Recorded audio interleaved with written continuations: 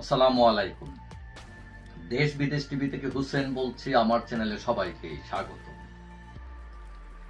কারোর সাথে যদি আপনার লাগার ইচ্ছা থাকে, ঝগড়া করার ইচ্ছা থাকে, মানে উপলক্ষ বা ইস্যু একটি তৈরি করা কঠিন ব্যাপার না।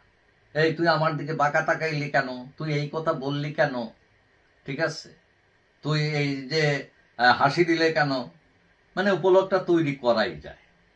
বিশেষ করে আমাদের দেশের মানুষের বেশিরভাগ মানুষের মানে মনোভাবটা এইরকম, কেউ দুর্বল মনে করলে তাকে চাপে ধরে।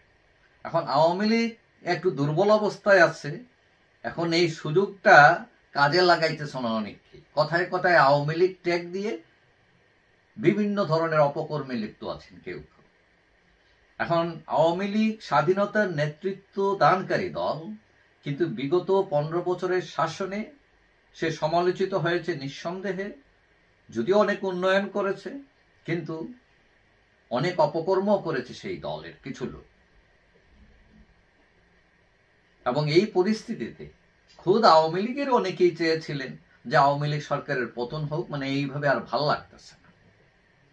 এখন আওয়ামী লীগ চলে যাবার পর কেউ কেউ অনেক খুশি হয়েছিলেন, কিন্তু এই খুশিটা খুব একটা বেশি স্থায়িত্ব লাভ করতে পারে না। এখন ইউনূস সরকার ক্ষমতায় বসছেন, তাদের কোনো কোনো ক্ষেত্রে সাফল্য আছে, কিন্তু ভয়ঙ্কর ব্যাপার যেটা হচ্ছে সেটা হচ্ছে প্রবল নিরাপত্তাহীনতা, ভয়, উৎকণ্ঠা। এখন এই যে ব্যাপারগুলো, সরকার বিশেষ করে মবকে প্রশ্রয় দেওয়ার কারণে পরিস্থিতি এমন দাঁড়িয়েছে যে যখন যার ইচ্ছা তাকে ধরে পিটালেও মানে দেখার কেউ নাই, মানে মাইর খাইলে আপনি খাইছেনই। তো এটা কেমন রাষ্ট্র? এখন এই ক্ষেত্রে দেখা যায় যে আওয়ামী লীগকে ট্যাগ দিয়ে মারধর করা হচ্ছে, চাঁদাবাজি করা হচ্ছে, দখলবাজি করা হচ্ছে, ভয়াবহ চিত্র। কিছু হলেই একটা সাধারণ মানুষ যে রাজনীতি করে না তাকেও বলে এই আওয়ামী লীগ, আর আওয়ামী লীগের দূষক, দিল দুইটা থাপ্পড়। এখন আমাদের দেশের সাধারণ মানুষ কি চায়? মানে ভাত দুইটা কম খেয়েও সে চায় নিরাপদে বাল বাচ্চা নিয়ে আত্মসম্মান নিয়ে বাঁচতে, এটি হচ্ছে তার চাওয়া। কিন্তু চারিদিকে তৈরি হচ্ছে ভয়ের পরিবেশ। এখন আমাদের স্বরাষ্ট্র উপদেষ্টা খুব সহজ সরল কথাবার্তা বলেন, তার ভিডিও অনেক চলে, কিন্তু মাঠে বা কর্মে তিনি কত টাকা সফল হয়েছেন এটা নিয়ে প্রশ্ন আছে।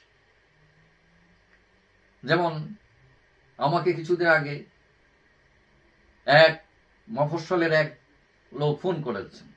সে বলতেছে যে বিএনপির এক নেতার ভাই তার কাছে চাঁদা দাবি করছে, তিনি চাঁদাও দিচ্ছেন। এখন বলতেছে তোমার ব্যবসারও 50% দাও, যদি না দাও তাহলে তোমাকে আওয়ামী লীগের ট্যাগ দিয়ে তোমার নামে মামলা করে দিব, তোমাকে মবের মধ্যে ফেলে দেব, তোমার জুতার মালা পরায় ঘুরাবো, ইত্যাদি ইত্যাদি। এই যে হুমকি, এই যে একটা অবস্থা।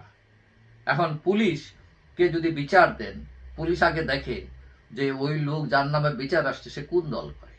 যদি দেখে বিএনপি, ওরে বাবারে, কারণ পুলিশ মনে করতেছে আইন শৃঙ্খলা রক্ষা করে, ও বিএনপি তো সামনে ক্ষমতায় আসতেছে, তো আসলে যদি আমারে শাস্তিমূলক ব্যবস্থা দেয়, আমার চাকরি খাইয়ে ফেলে, তখন বাল বাচ্চা নিয়ে চলবো কেমন?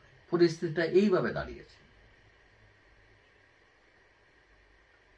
এখন আওয়ামী লীগ অপরাধ করেছে এটা সত্য, কিছু মানুষ, সবাই না, কিন্তু এখন তাদের উপর যা করা হচ্ছে এটা তো এক ধরনের জুলুম। এখন আওয়ামী লীগের 4 কোটি ভোটার আছে, সবাইকে অপরাধ করছে তা তো না। এখন আপনি আওয়ামী লীগ হলেই তারে ধরবেন, থাপ্পড় মারবেন, গুলায় জুতার মালা পরাবেন, তারে হুমকি দামকি দিবেন, জেলে ঢুকায় দিবেন, মামলা করবেন, টাকা খাইবেন, তার জমি দখল করবেন, তার ব্যবসা দখল করবেন। What is this? তবে এটা মনে রাখা দরকার যে জুলুম করলে কেউ কোনোদিন বেশি দিন টিকে না।